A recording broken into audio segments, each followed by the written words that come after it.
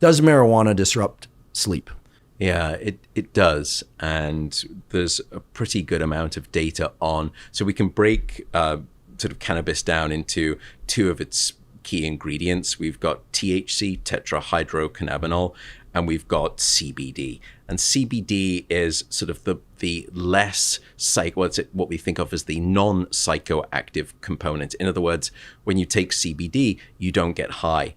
If you take THC, you can get high. That's the psychoactive part of the equation. Are both considered sedatives in the technical sense? No, they're not. Neither of them have that class right now. THC seems to speed up the time with which you fall asleep.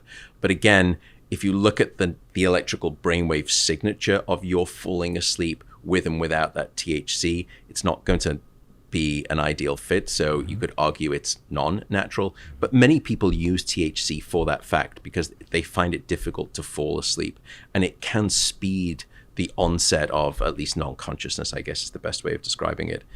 But there are problems with THC, and there are twofold. The first is that it too, but through different mechanisms, seems to block REM sleep. And that's why a lot of people, when they're using, will tell me, look, I was dreaming. I don't remember, many of my dreams. And then when they stop using THC, they'll say, I was having, just crazy dreams. And the reason is because there is a rebound mechanism. REM sleep is very clever, and alcohol is the same way in this sense. It's the same homeostatic mechanism. Some people will tell me, look, if I have a bit of a wild Friday night with some alcohol, maybe I'll sleep late into the next morning and I'll just have these really intense dreams. And I thought I wasn't having any REM sleep. Well, the way it works is that it's in the middle of the night, really, when alcohol blocks your REM sleep. And your brain is smart. It understands how much REM sleep you should have had, how much REM sleep you have not because the alcohol's been in the system. And finally, in those early morning hours when you're getting through to sort of, 6, 7, REM like 8 a.m., all of a sudden your brain not only goes back to having the same amount of REM it would have had, it does that, plus it tries to get back all of the REM sleep that it's lost. Does it get back all of the REM sleep? No, it doesn't. It never gets back all of the REM sleep, but it tries. And so you have these really intense periods of REM sleep, hence you have really intense, bizarre dreams. And that's what happens also with THC. You build up this pressure for REM sleep, this debt for REM sleep. Will you ever pay it back? It doesn't seem as though you get back everything that you lost. But will you get back some of it? Yes, the brain will start to devour more because it's been starved of REM sleep for so long. But one of the bigger problems with THC that we worry about is withdrawal dependency. So as you start to use THC for sleep, there can be a dependency tolerance. So you start to need more to get the same sleep benefit.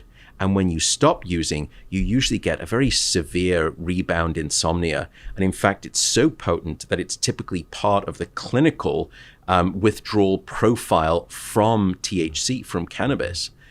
And there's anxiety withdrawal. I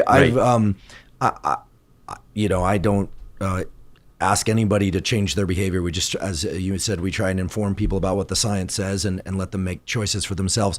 People who are regular pot smokers, many will insist they're not addicted, and maybe indeed they don't actually follow the profile of classical addiction. I don't know. I'm guessing some do, some don't. But if you ask them, well, what if I took away all marijuana consumption for, 2 weeks? That thought scares many of them. And many of them will experience intense anxiety without marijuana, which speaks to perhaps not addiction, but a certain kind of dependency. Right. And again, I know many pot smokers, some of whom have jobs that are quite high performing, and they manage.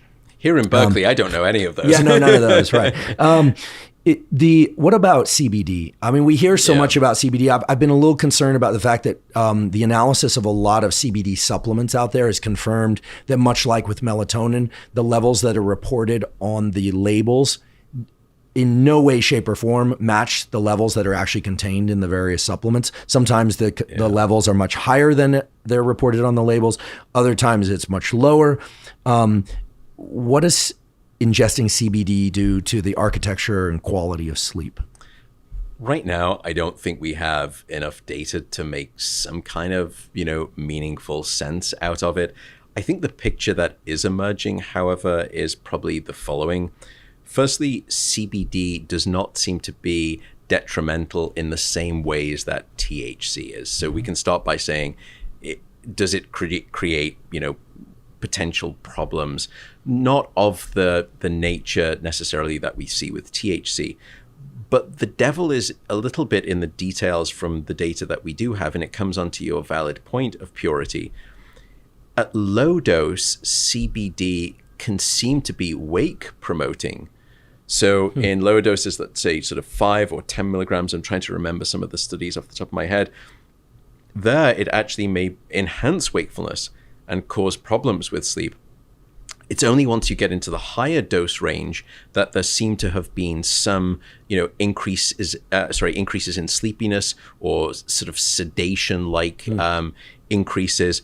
And that's usually, I think, above about 25 milligrams, as best I can recall from the data.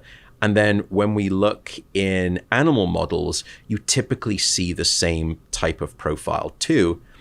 So then the question becomes, and now again, you just don't know about, purity. It's very difficult. Although I think, and again, I'm not a user, not necessarily because I, have anything against it. It's just that's not, necessarily my cup of tea.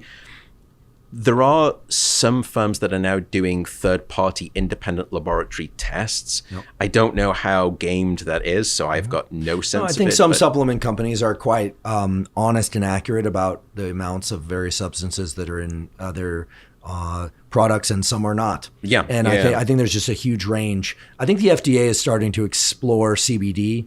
I saw some grant announcements to explore the function of CBD. Most of the work on CBD is being done by the general public, ingesting it and seeing how they feel. Right now, if we were to, and I'm not making this statement, I don't think anyone can make the statement now, but if it ends up being that CBD is potentially beneficial for sleep, how can we reconcile that mechanistically? And I think there are, to me at least, there are at least 3 candidate mechanisms that I've been exploring and thinking about.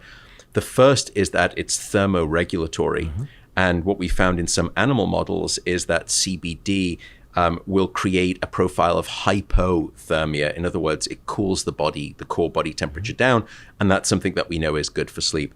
The second is that it's an anxiolytic, that it can reduce anxiety. And that data is actually quite strong, even with some functional imaging work that's been coming out recently, showing that one epicenter of emotion called the amygdala, deep within the brain, is quietened down with CBD. So I think that's at least a second non-mutually exclusive, possibility. I think the third is some recent data that's come out that was suggesting that CBD can alter the signaling of adenosine. So it doesn't necessarily mean that you produce more adenosine, but what it can do is perhaps modulate the sensitivity perhaps of the brain so that the weight of that same adenosine is weightier in its brain signal, and therefore it creates this stronger pressure for sleep. So I think these are all tentative mechanisms. I think any one of them is viable. I think all 3 are viable together. But right now, I think, does that sort of help think through the tapestry of THC and CBD? Yeah, very much so. And actually, it's a perfect segue from, we've talked about caffeine, alcohol, THC, and CBD as sort of, we've framed them anyway as things that done in moderation at the appropriate times are probably okay for most people. Certainly not for everybody. There will be differences in sensitivity, but that done at the incorrect times and certainly in the incorrect amounts will greatly disrupt this vital stage of life we call sleep.